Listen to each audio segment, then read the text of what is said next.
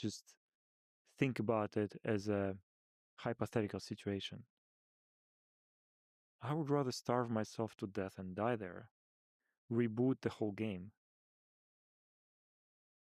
than do something stupid. Let me ask you about an example of the thing you're talking about. Tell the saga of Telegram in the Romanian election. So amidst all this, you were still fighting to preserve the freedom of speech. What happened? And what were some of the decisions you had to make? So when I got stuck in France, unable to leave the country for a few months,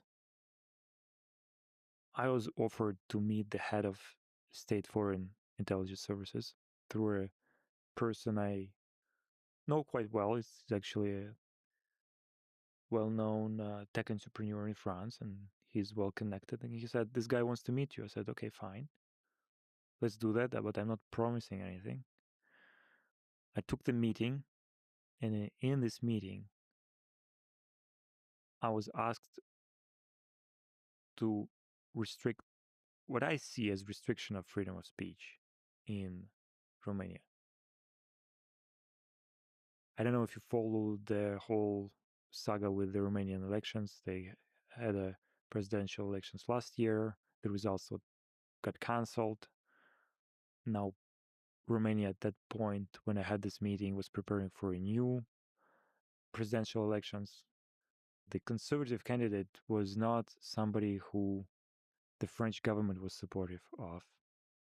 So they asked me whether I would be shutting down or ready to shut down channels on Telegram that supported the conservative candidate or protest against the pro-European candidates, so they call the guy they liked.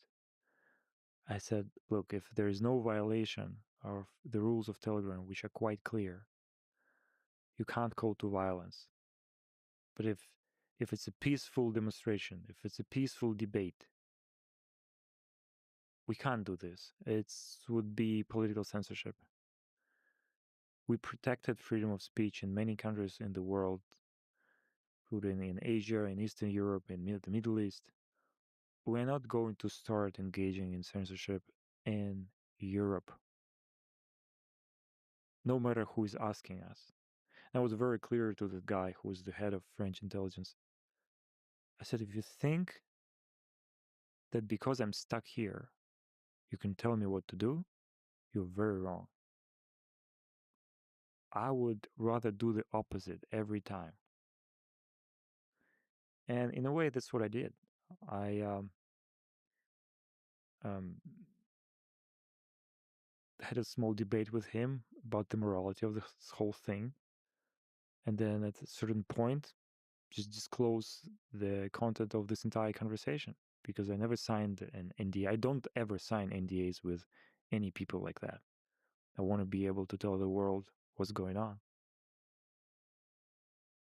And that's quite shocking to me, that you would have people in the French government trying to get advantage of this situation. Of course, if they had nothing to do with the start of this investigation itself,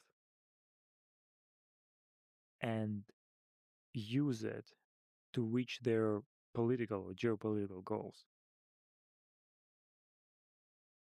I consider it an attempt to humiliate myself personally and millions of Telegram users collectively. And it's quite strange that the same agency asked us to do certain things in Moldova as well. So even before that, I think it was October last year or September, I was arrested in Paris in late August.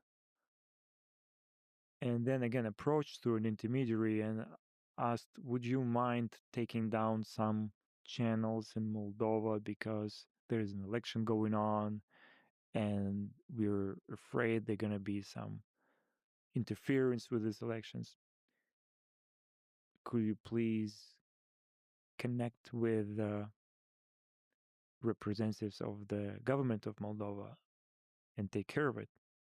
We said, we're happy to take a look at it and see if there is content there that is in violation of our rules.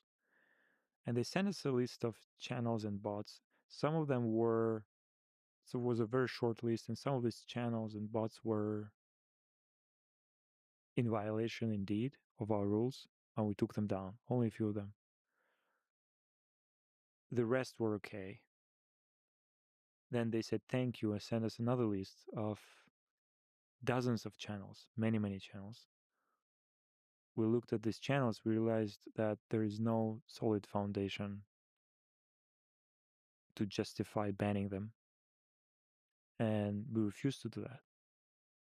But interestingly enough, the French intelligence services that were asking us to do this in Moldova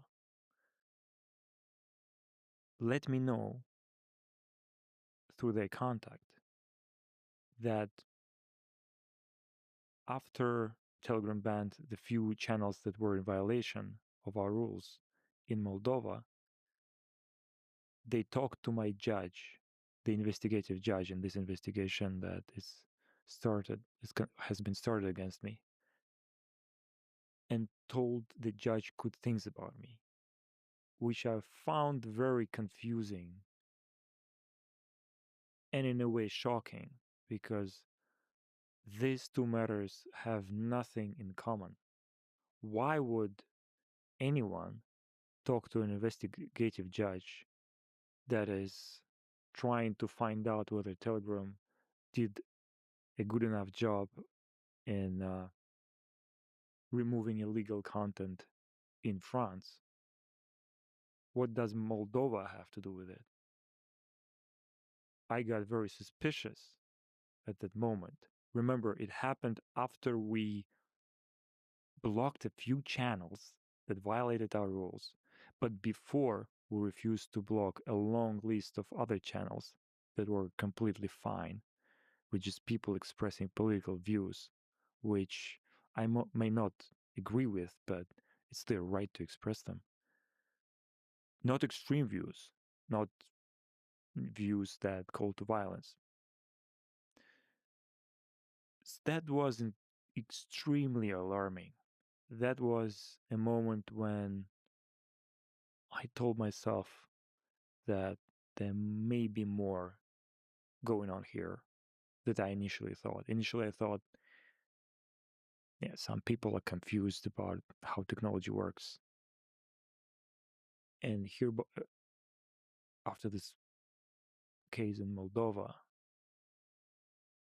I get much more suspicious.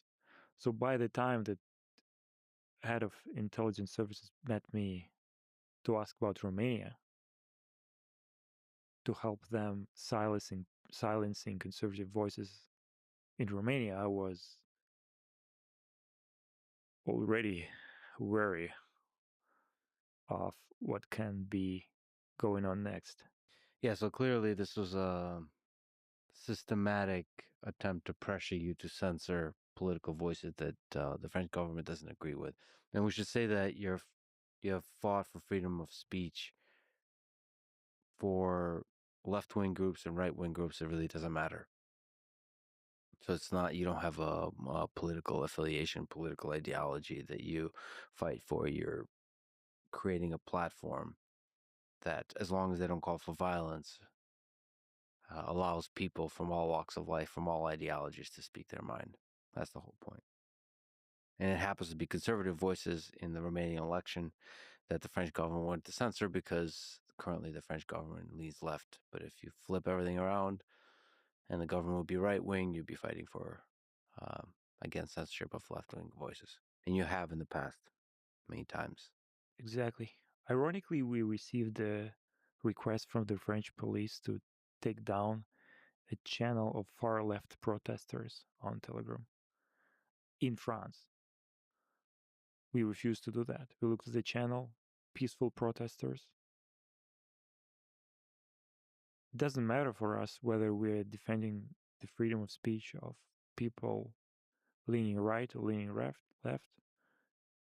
During COVID, we were protecting activists that were organizing the Black Lives Matter events, and the other side, the protesters against lockdowns.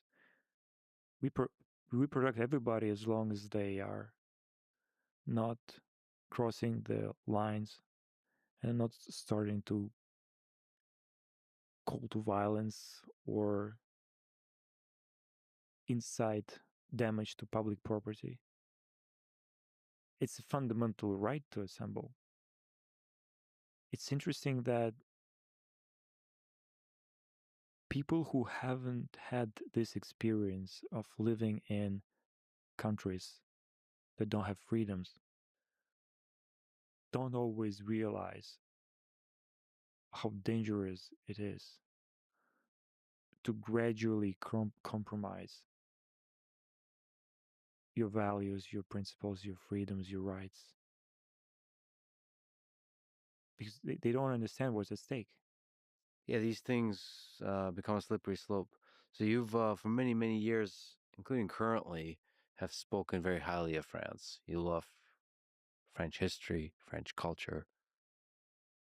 I think this situation, this historic wrong that's been done, is, put simply, is just a gigantic PR mistake for France. There's no entrepreneur that sees, that aspires to be the next Pavel Durov, to create the next Telegram, sees this and wants to operate in France after seeing this. There is no justification for this arrest.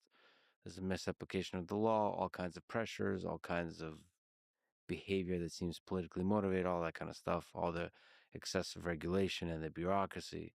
A nightmare for entrepreneurs that dream to create something impactful and positive for the world. So what do you think needs to be fixed about the French government, the French system, and then zooming out, because you see similar kinds of things in Europe that could enable entrepreneurs, that could reverse the trend that we seem to be seeing in Europe, that is becoming less and less friendly to entrepreneurs? What can be fixed? What should be fixed? I think the European society must decide where they want the ever increasing public sector to stop increasing, what they think should be the right size of government.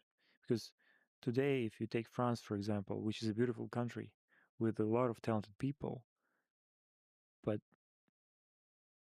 public expenses are 58% of the country's GDP.